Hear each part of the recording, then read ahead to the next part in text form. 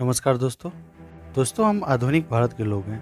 आज हर तरीके के संचार और यातायात के साधन दूसरे देशों के समान हमारे पास भी है।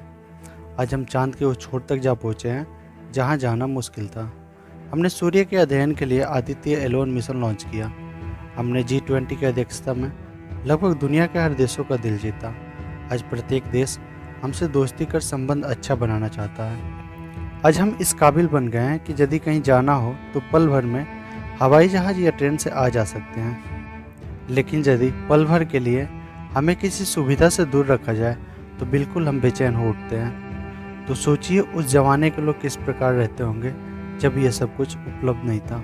सोचिए आज से 1000 साल पहले का भारत कैसा रहा होगा। कैसे लोग अपने रोज़मर्रा की ज़िंदगी में आने वाली चुनौतियों से निपटते रहे होंगे। तो दोस्तों, आज हम इन्हीं सब सवालों का जवाब तलाशने की कोशिश करेंगे। यह वीडियो बहुत ही रोचक और जानकारी से भरपूर है, तो अंत तक जरूर देखना। आइए वीडियो शुरू करते हैं। दोस्तों, आज जब हम भारत को देखते हैं तो हमें लगता है कि भारत एरिया के मामले में काफ़ी बड़ा देश है, लेकिन 1000 साल पहले का भारत इससे भी कई गुना विशाल था।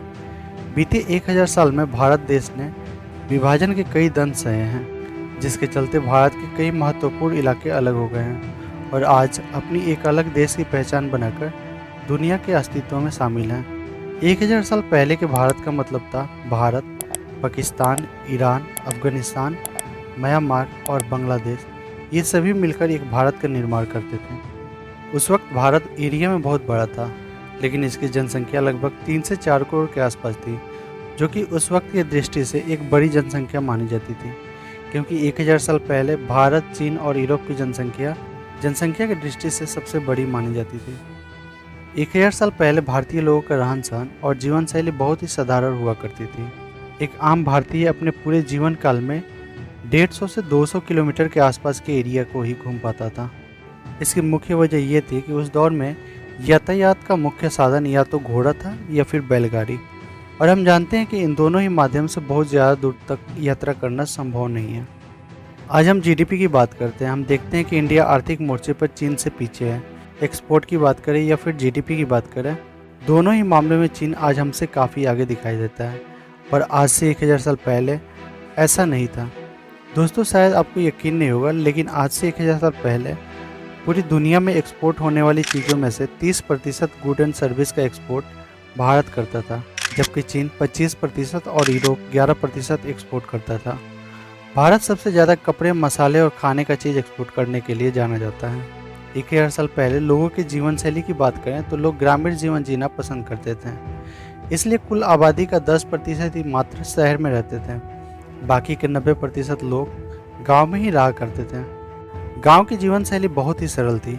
अधिकतर लोग खेती पर ही निर्भर करते थे, इसलिए हर गांव में पानी की व्यवस्था करना बहुत ही आवश्यक होता था। जिन गाँव में प्राकृतिक रूप से तालाब बने हुए थे वहाँ पर तो कोई समस्या नहीं थी, पर ऐसा गाँव जहाँ तालाब नहीं था वहाँ तालाब खुदवाया जाता था ताकि बरसात का पानी उसमें संचय किया जा सके। हर गांव अपने आप में बहुत ही खास हुआ करता था।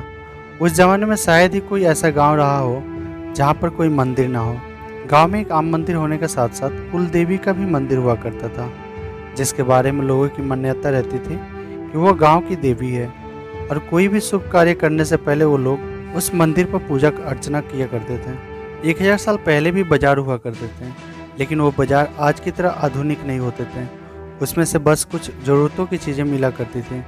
लोग दुकान भी लगाते थे, लेकिन उन दुकानों में अधिकतर कपड़े, खाने के सामान, मसाले, इत्र, पूजन सामग्री इत्यादि ही मिला करती थी। उस ज़माने में मुद्रा का भी चलन था। लोग सामान खरीदने के बदले मुद्रा दिया करते थे, लेकिन ऐसा नहीं था कि मुद्रा नहीं हो तो लोग सामान नहीं खरीद सकते थे। मुद्रा की जगह कुछ और चीज़ें देकर भी सामान खरीदा जा सकता था।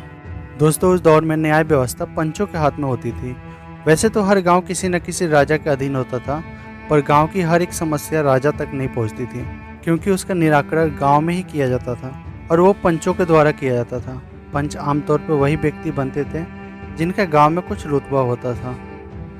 दोस्तों, उस दौर की शिक्षा व्यवस्था भी गुरुकुल के माध्यम से ही संचालित होती थी।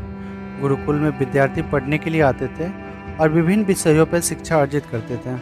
विद्यार्थी न सिर्फ अपने देश के बल्कि कई विदेशी मुल्कों से भी आते थे। दोस्तों, आज की तरह ही उस वक्त भी शादी एक बहुत ही महत्वपूर्ण संस्कार हुआ करती थी।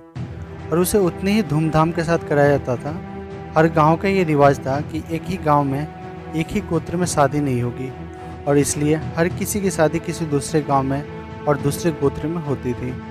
शादी का कार्यक्रम आज की तरह 1 या 2 दिन में नहीं समाप्त होता था, बल्कि 1000 साल पहले की शादियाँ 7 से 10 दिनों तक चलती रहती थी। बारात का आना और उनकी मेजबानी करने में ही 4 से 5 दिन लग जाया करते थे। आज की तरह नहीं था कि जिसके घर में शादी है बस उसी के लिए उत्साह हो। उस समय किसी की भी शादी होने पर पूरा गांव बहुत ही उत्साहित होता था, मानो उन्हीं के घर बारात आ रही हो और उनके पुत्र पुत्रियों की शादी होने वाली हो। दोस्तों, आज से 1000 साल पहले का भारत कुछ इस तरह था। माना चुनौतियाँ थी, लेकिन लोगों में जिंदादिली थी।